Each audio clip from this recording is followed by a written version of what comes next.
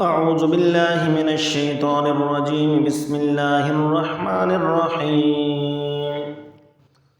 ولقد أخذ الله ميثاق بني إسرائيل وبعثنا منهم 12 نقيبا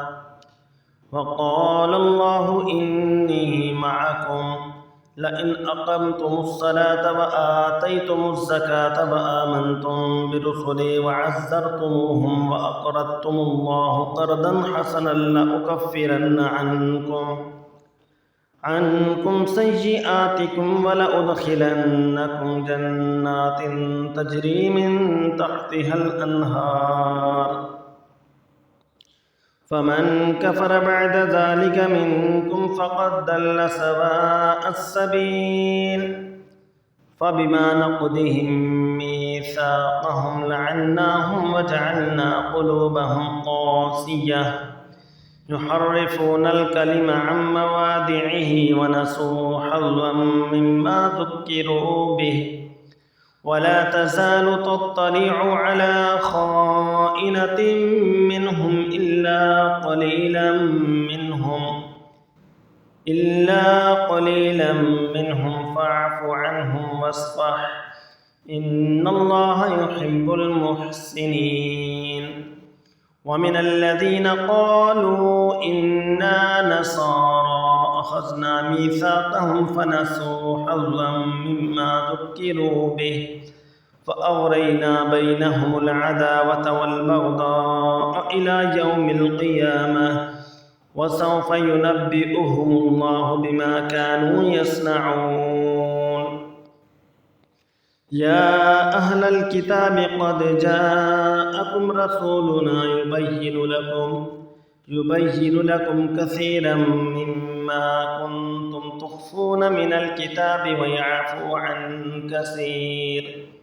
قد جاءكم من الله نور وكتاب مبين يهدي به الله من اتبع رضوانه سبل السلام ويخرجهم من الظلمات إلى النور بإذنه ويهديهم إلى صراط مستقيم لقد كفر الذين قالوا إن الله هو المسيح ابن مريم فمن يملك من الله شيئا إن أراد أن يهلك المسيح ابن مريم وأمه ومن في الأرض جميعا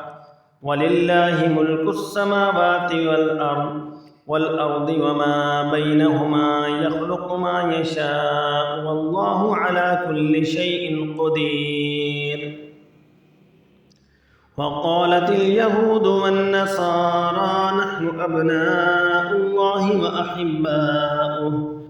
قل فلم يعذبكم بذنوبكم بل أنتم بشر ممن خلق يغفر لمن يشاء ويعذب من يشاء ولله ملك السماوات والأرض وما بينهما وإليه المصير يا أهل الكتاب قد جاءكم رسولنا يبين لكم على فترة من الرسل أن تقولوا ما جاءنا من بشير ولا نذير فقد جاءكم بشير ونذير والله على كل شيء قدير